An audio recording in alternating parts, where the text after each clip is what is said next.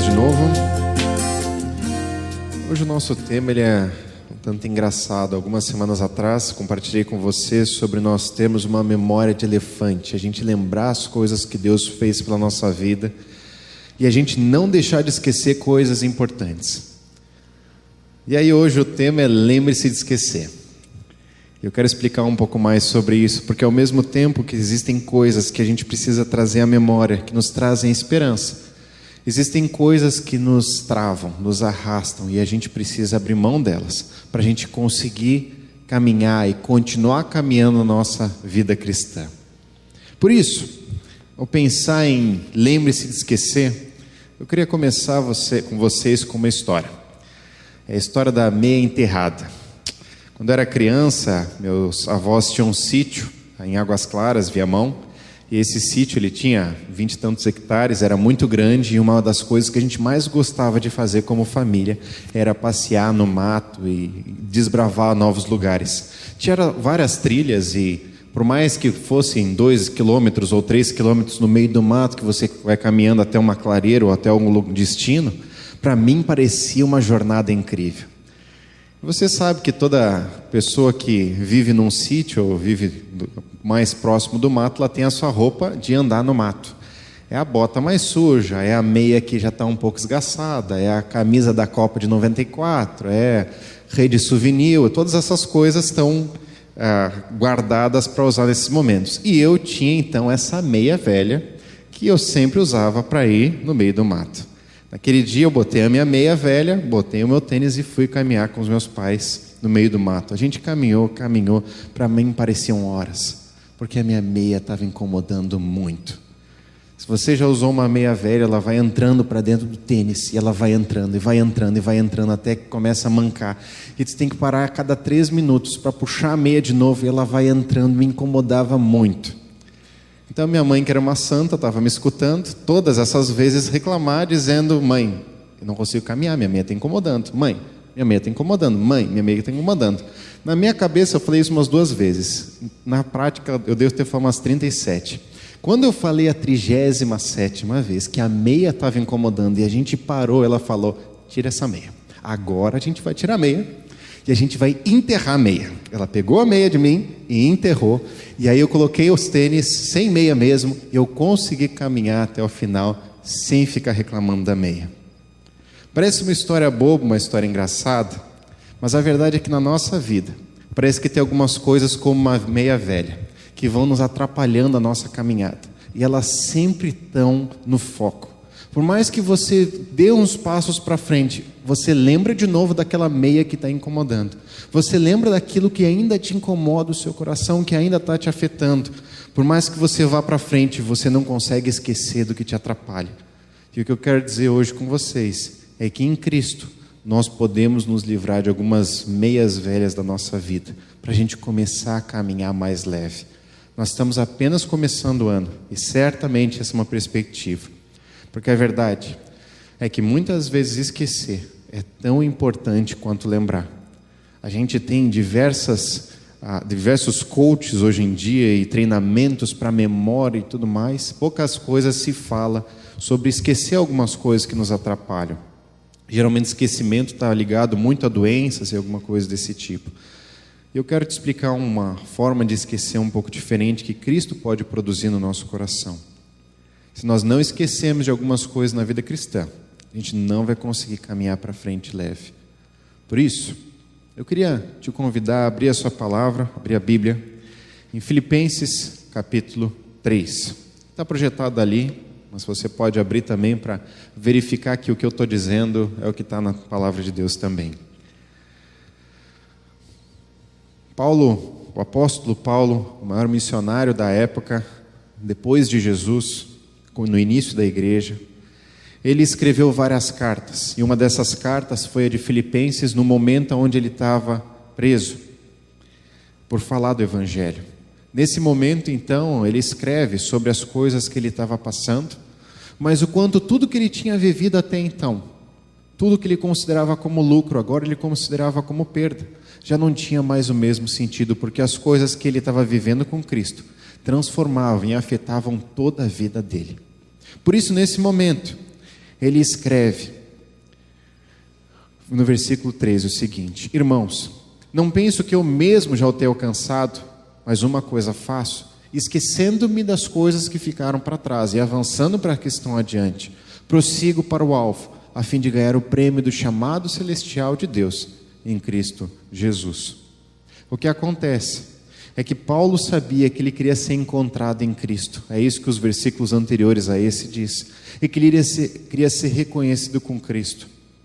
Na minha tradução simples, a maturidade cristã dele ia ser alcançada. E ele começa dizendo nesse versículo 13: eu ainda não alcancei, eu ainda não estou lá. Mas uma coisa eu faço: eu esqueço das coisas que ficaram para trás, para eu conseguir caminhar para frente. Eu deixo as meias velhas para trás, para eu conseguir caminhar para frente, com leveza, em direção ao meu Cristo, para o alvo, para a eternidade, para onde eu creio que é o melhor lugar do mundo.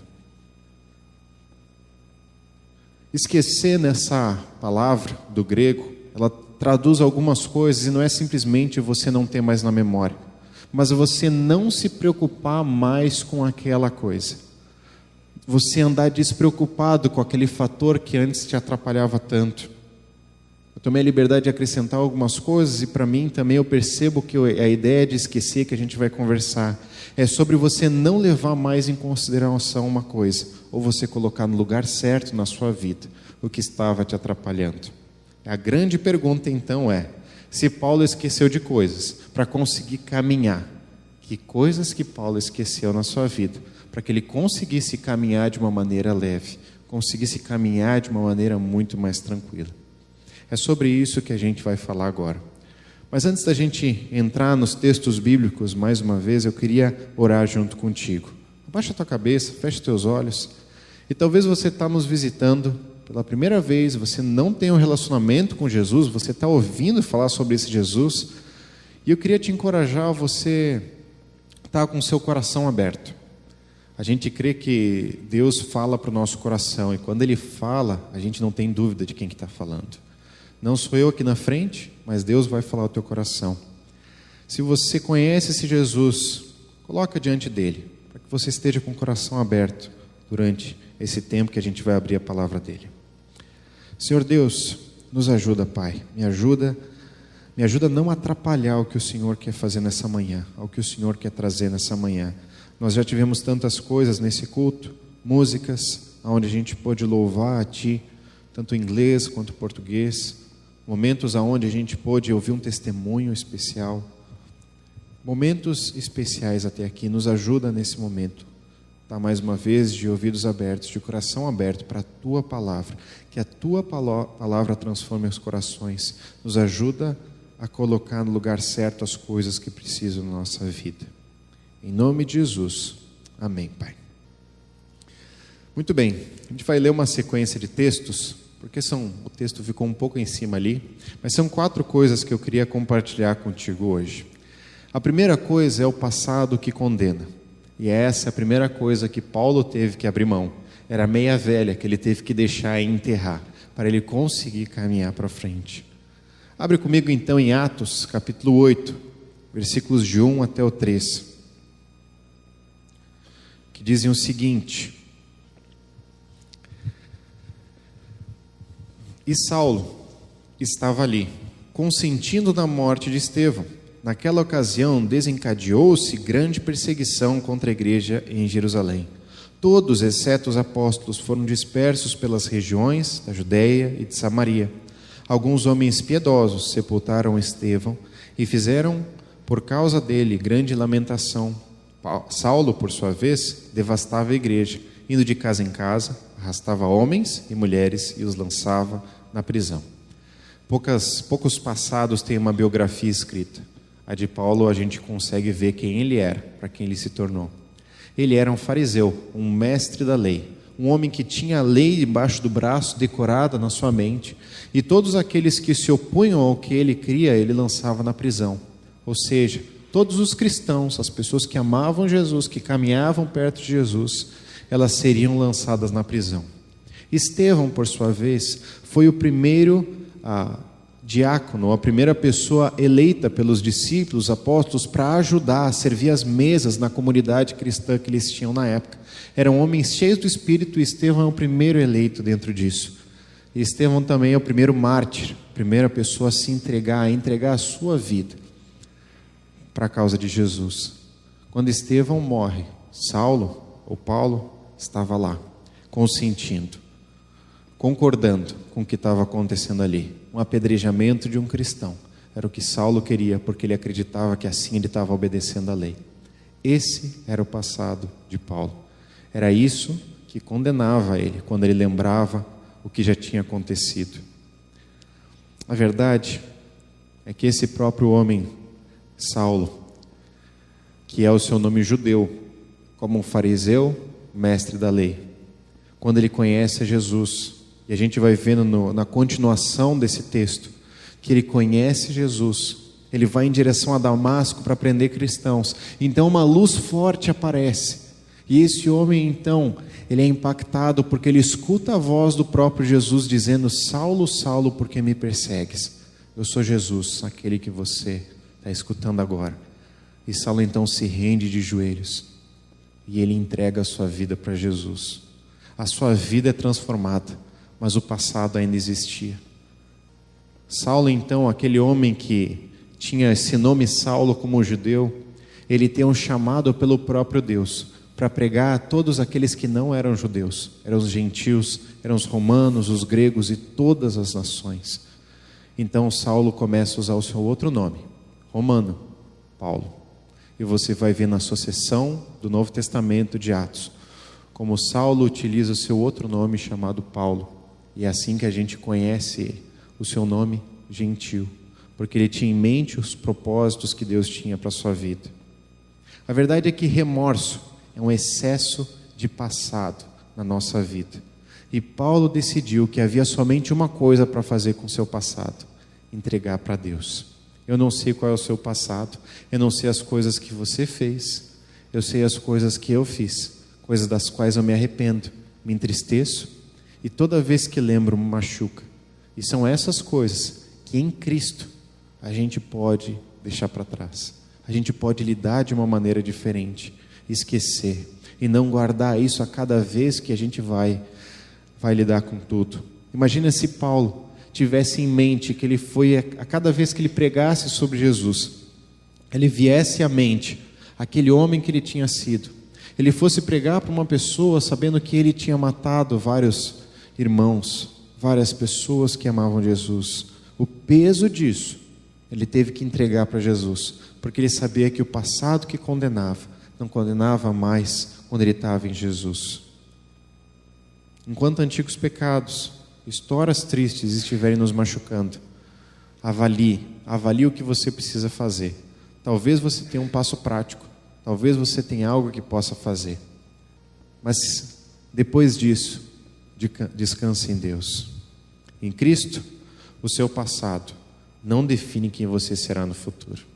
Em Jesus, o que você passou não vai definir quem você vai ser. Não importa como a sua família era, não importa quem você foi, não importa quem você é hoje.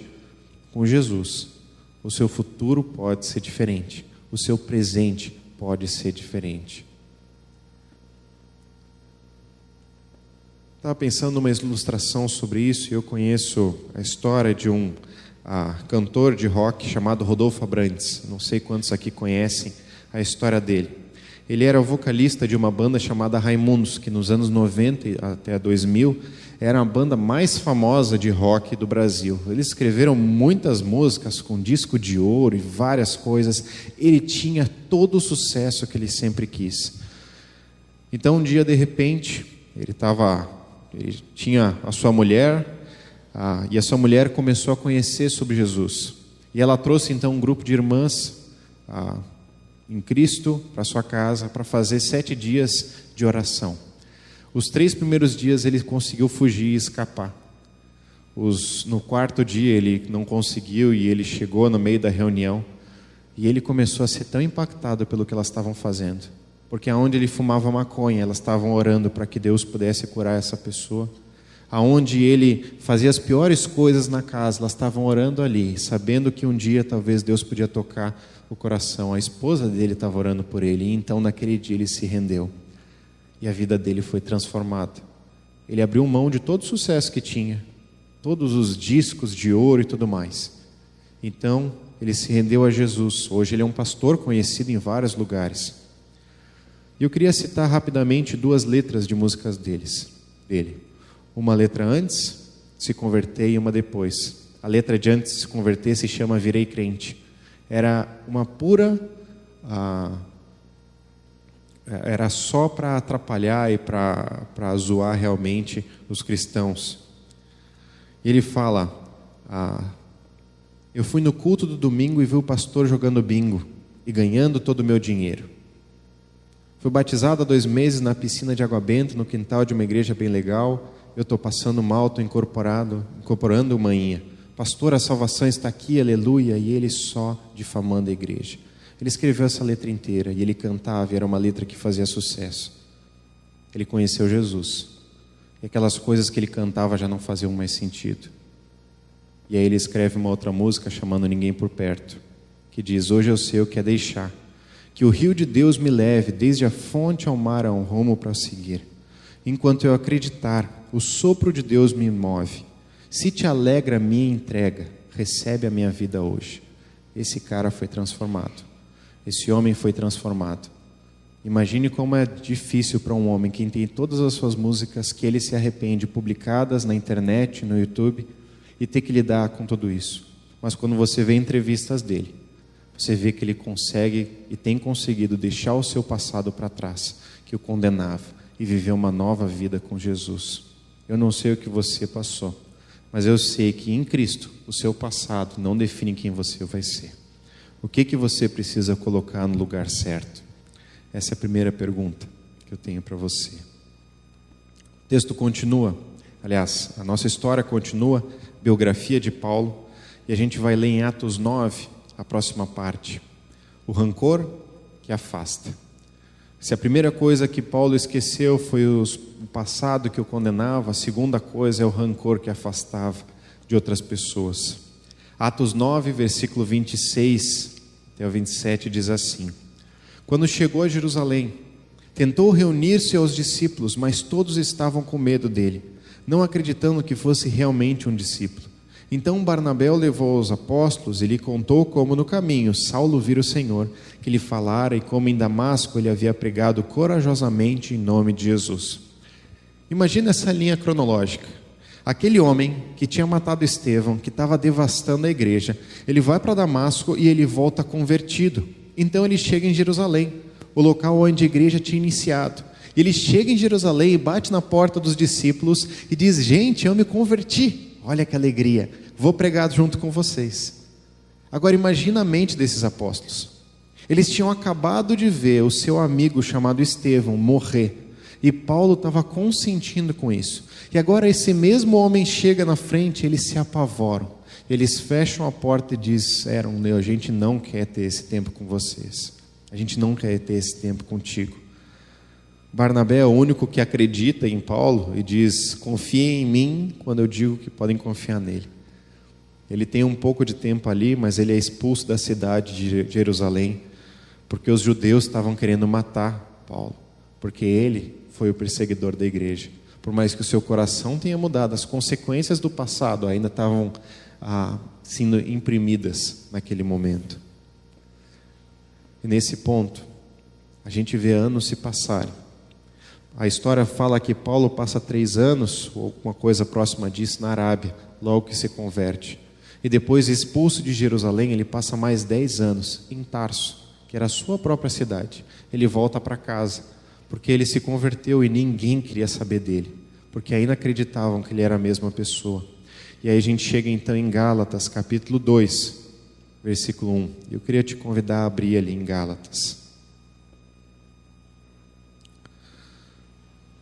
Gálatas capítulo 2, versículo 1, diz assim: 14 anos depois, subi novamente a Jerusalém, dessa vez com Barnabé, levando também Tito comigo. 14 anos depois do seu tempo primeiro, aonde ele teve em Jerusalém e foi expulso de lá, não foi recebido pelos discípulos, certamente ele alimentou um rancor com esses discípulos, com Pedro, com Tiago, com João, com aquelas pessoas que eram para ter amado e demonstrado amor, mas não demonstraram, e ele chegou lá e foi expulso da cidade. Então 14 anos depois ele volta, e quando ele volta por pedido de Deus. Ele entende que Deus estava direcionando ele para lá. E ele volta tanto quanto com Barnabé, o seu mentor, a pessoa que lhe ajudou no começo, quanto Tito, o seu discípulo. Ele chega em Jerusalém. E a gente vê no versículo 9 o seguinte: reconhecendo a graça que me fora concedida, Tiago, Pedro e João, tido como colunas, estenderam a mão direita a mim e a Barnabé em sinal de comunhão. Eles concordaram em que devíamos nos dirigir aos gentios e eles aos circuncisos, ou seja, aos judeus. Esse é o momento, 14 anos depois, onde Paulo reencontra aqueles homens. Possivelmente já tinha visto eles em outros momentos, mas ali era em Jerusalém, no mesmo lugar onde tudo começou. E aqueles homens então estavam reconhecendo ele também como um apóstolo, também como alguém que era um mensageiro de Jesus. O rancor que talvez ele alimentou, ele teve que abrir mão, porque se ele tivesse uma mágoa, tivesse o rancor, ele não voltava para Jerusalém, ele não ia passar por esse momento transformador. E a verdade é que na nossa vida a gente pode guardar uma mágoa, e alguns dizem que guardar mágoa e guardar um rancor é como você tomar um veneno e esperar que a outra pessoa morra, ou como você tentar caminhar com uma corda amarrada atrás. Você não consegue ir para frente, você está travado. E talvez você hoje tenha mágoa, tenha rancor com pessoas e está travado. Saiba que você precisa abrir mão disso e esquecer, para você conseguir se caminhando. Porque o perdão, ele é como uma árvore, uma pequena planta, uma semente que você coloca e você tem que deixar ela germinar, e você vai regando e você vai cuidando para que talvez um dia ela dê frutos. Os frutos de Paulo demoraram talvez 14 anos. Eu não sei quanto vai demorar os seus ou os meus, mas eu sei que o perdão é algo divino, é o que Deus nos manda fazer, e o que transforma o nosso coração e permite que a gente caminhe. O rancor, enquanto ele estiver na nossa vida, ele sempre vai ser aquela meia velha, atrapalhando a nossa caminhada, que vai estar no canto do nosso coração, nos atrapalhando. Por isso, a segunda pergunta é: quem que você precisa perdoar? Cultive o perdão para que ele floresça um dia. É um processo, é um passo. Mas Paulo entendeu que ele precisava perdoar as pessoas que tinham lhe ferido, pessoas que talvez não entendiam o que ele estava vivendo naquele momento. Ele precisava lidar de uma maneira diferente. Nossa história continua então, e a gente percebe os sofrimentos que machucam. Essa é a terceira coisa que Paulo teve que esquecer. Abre comigo em 2 Coríntios, capítulo 4, versículo 16 até o 18.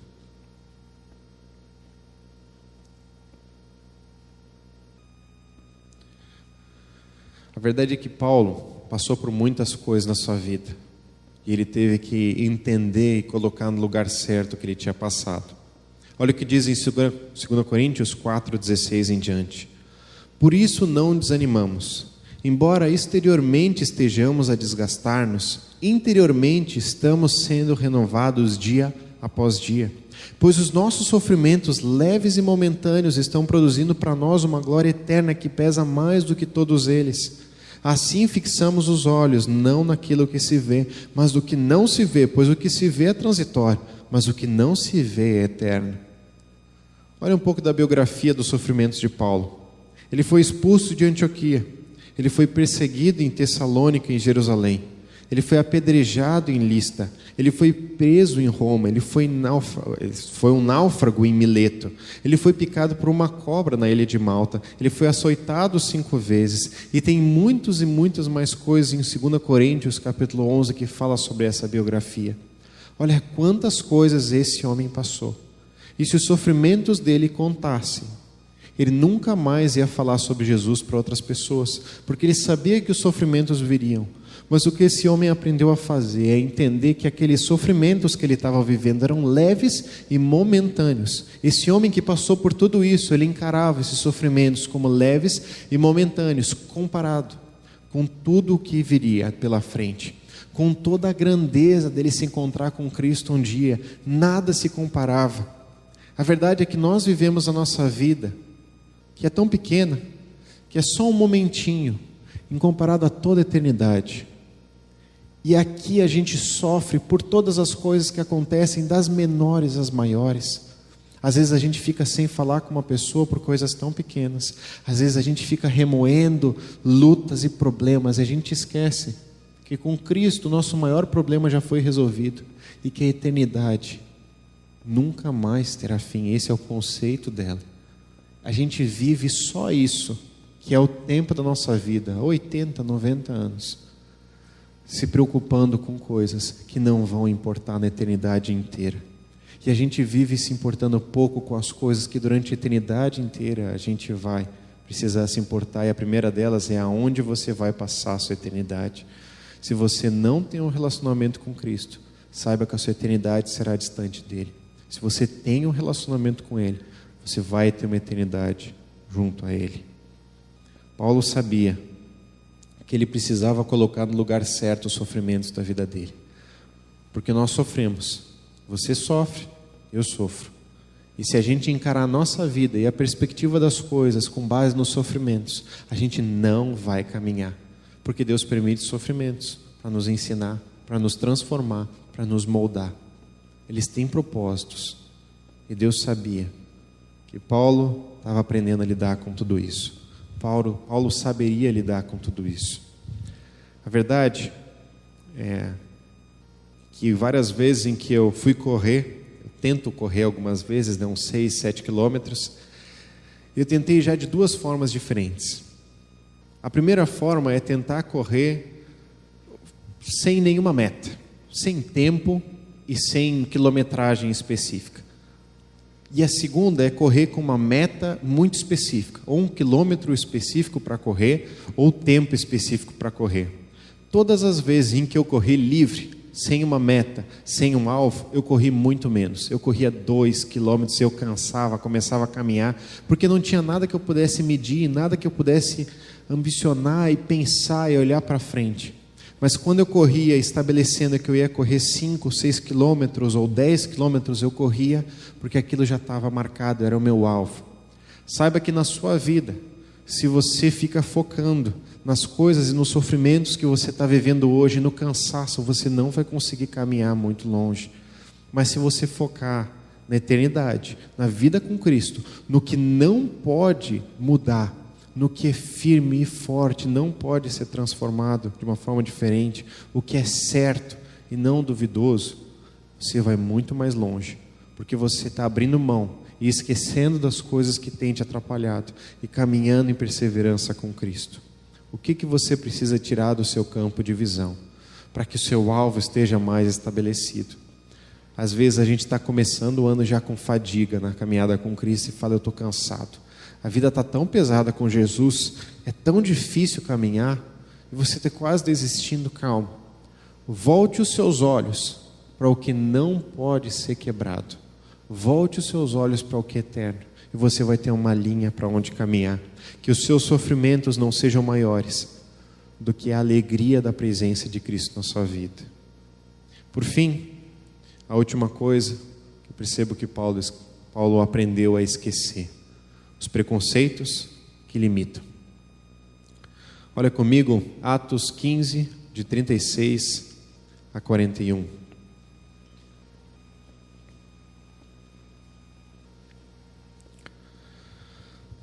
Paulo e Barnabé tinham feito uma viagem missionária por toda a região onde se encontravam, e depois daquela viagem, Paulo estava ansioso para viajar novamente. O problema é que tinha um primo de Barnabé chamado João Marcos.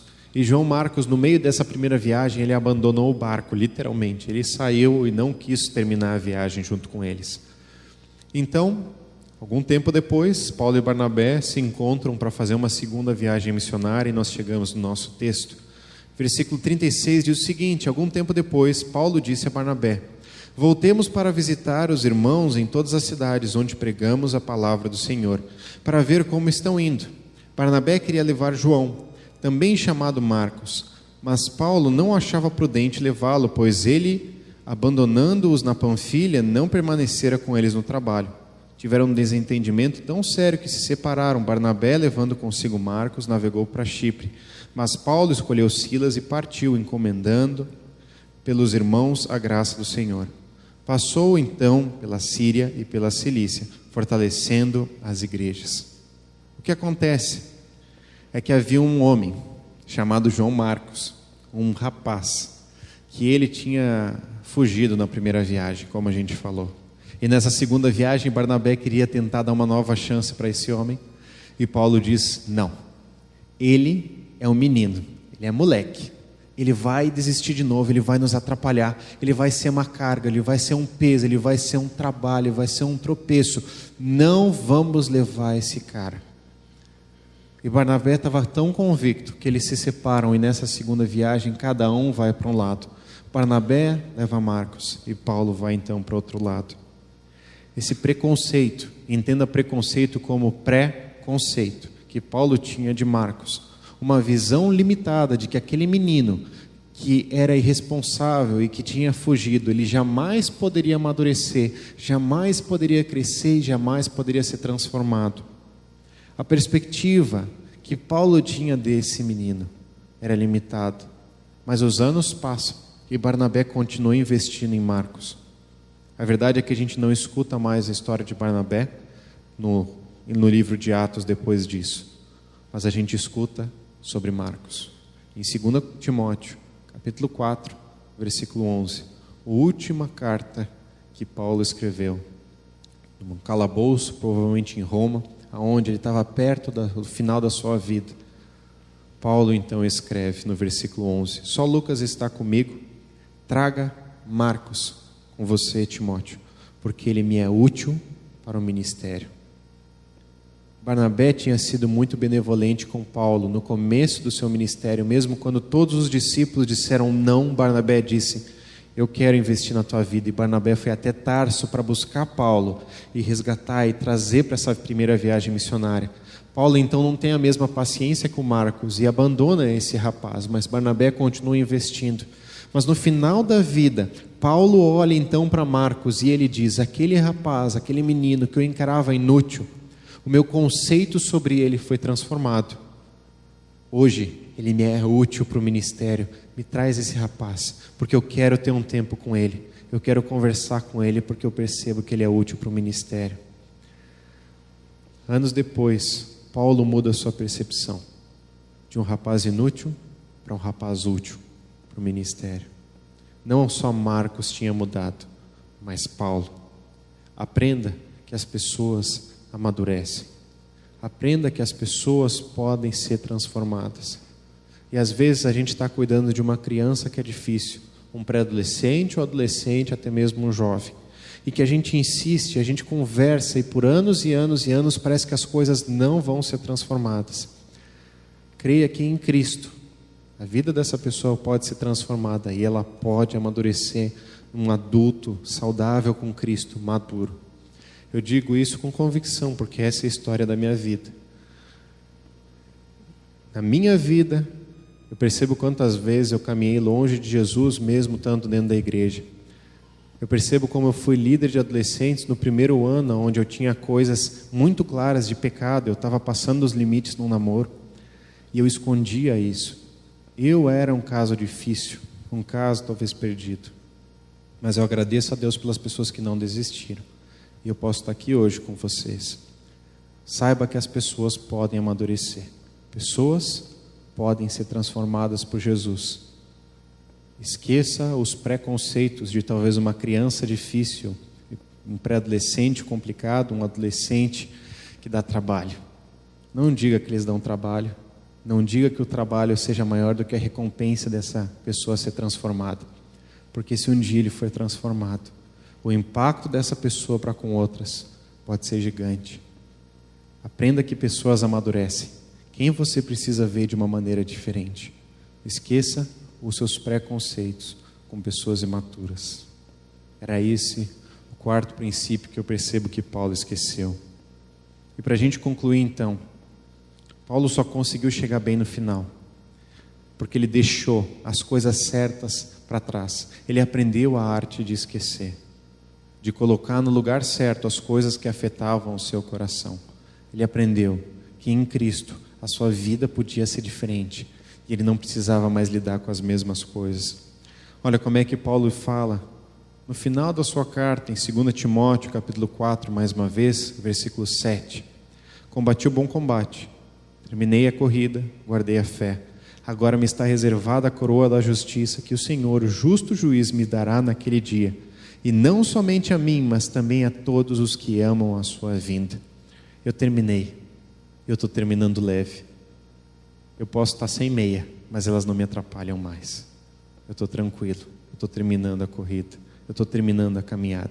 Bem com Jesus. Eu estou bem com os discípulos. Eu estou bem com Marcos. Eu estou bem com o meu passado. Eu já pedi perdão para todos. Eu estou bem. Eu lidei. Eu coloquei as coisas no lugar certo. E eu estou terminando a corrida bem. Nós não sabemos quando a nossa corrida nesse mundo vai terminar. Você não sabe qual é o último dia da sua vida e eu também não sei. Por isso, se prepare hoje. Coloque as coisas no lugar certo. Se esqueça das coisas que precisam ser esquecidas. Não leve em consideração coisas que hoje te atrapalham e que não estão te ajudando na sua caminhada com Cristo. Aprenda com os erros e continue caminhando com Jesus. A pergunta é: quantas meias velhas você tem no seu calçado? Todas elas você pode se livrar para caminhar de uma forma mais leve nesse ano com Cristo. Livre-se do passado que te condena, das coisas que você fez e que te atormentam. Em Cristo você é perdoado e você não é mais julgado por isso. A segunda coisa é: livre-se do rancor que te afasta de pessoas. Perdoe, não guarde mágoas, porque isso vai te travar e vai te atrapalhar, e quando você perdoa você está leve, você pode mais uma vez caminhar sem um peso. Livre-se dos sofrimentos que te machucam, das coisas que te atormentaram, dos momentos difíceis, aonde parece que eles medem os teus passos, que eles ocupem um espaço menor no seu coração, que sejam leves e momentâneos em comparação com a eternidade. E por fim, o quarto: livre-se dos preconceitos que te limitam, dos preconceitos com pessoas que talvez não podem amadurecer na sua visão e que te travam oportunidades de ajudar outros a crescer. Que você possa se livrar das meias velhas, para mesmo sem meia, caminhar para frente, firme, na direção do nosso Senhor.